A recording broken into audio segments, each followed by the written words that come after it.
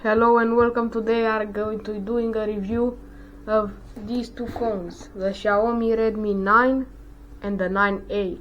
So these are both 9 series. As you can see, this one is cracked, but it doesn't matter, they're both functional.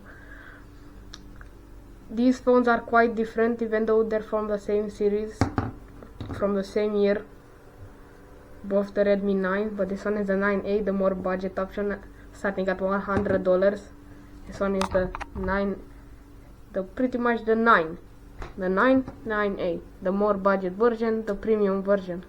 Not really premium, $200, $100. Gonna be doing a comparison 5 years later, how they've held up. So yeah, let's get going. First of all, on the exterior, practically, now this one is the ocean blue color, this one is the black one. As you can see, the 9A is pretty much just has one camera, flash, that's it. On the bottom here you have a old-fashioned micro USB port, a single speaker, microphone and a headphone jack, and that's pretty much it. The 9 simple though, it has a, even though it looks like a triple camera setup, it's actually a quad, because this is a camera, but however this is the only good camera. This is like an 8 megapixel and these two are like 2 megapixels, so basically for nothing. It also has a fingerprint scanner, so you can unlock the phone with your fingerprint. This one does not have any kind of that, not even Face ID. Both of these have a camera right here with a notch, as you can see, goes like that, a teardrop shaped notch. A USB-C port, the headphone jack is on the bottom, it has a dual microphone. The SIM ejector tray is right here. On this phone, it's basically the same. They both have a watertight seal over here, but in the rest they're pretty much the same. Now, let me turn up the brightness. Now one thing you will see is that it has a pretty big ass chin on the bottom, meaning that it has pretty much, yeah, like the notches on this, like on the top is pretty much very unnoticeable, but on the bottom it's very noticeable and it's pretty annoying.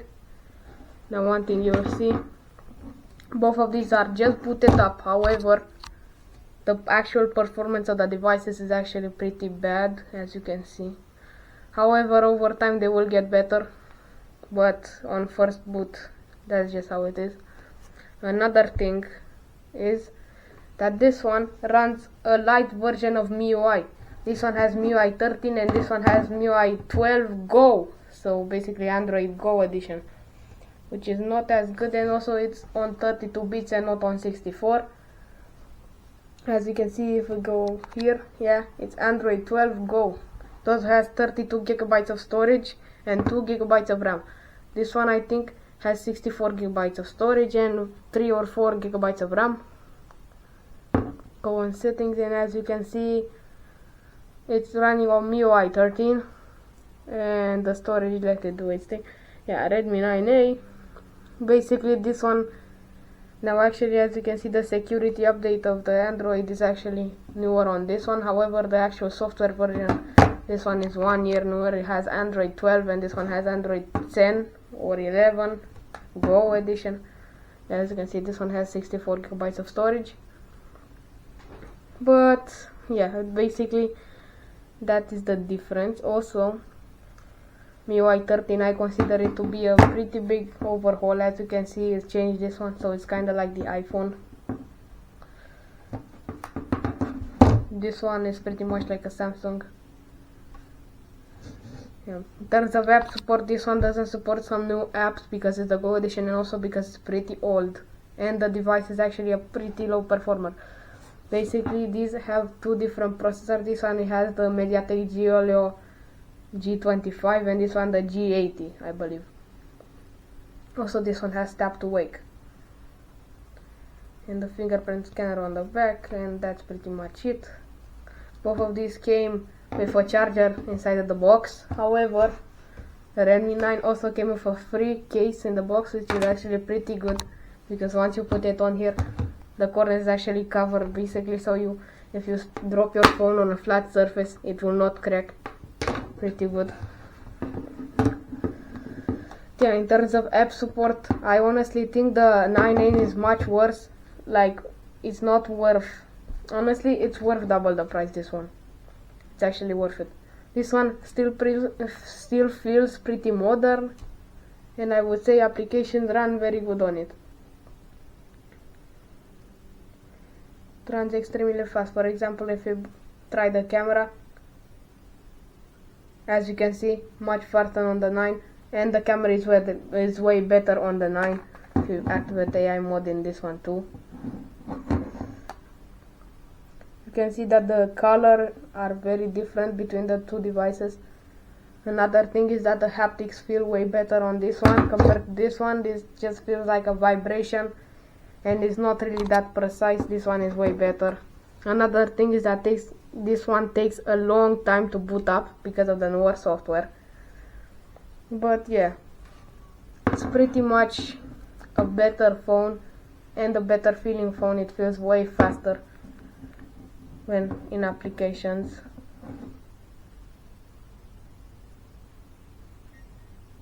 You can see the difference. Boot it up way faster. Let's try something else. For example, like we have Google Play here. Load it up faster on this one.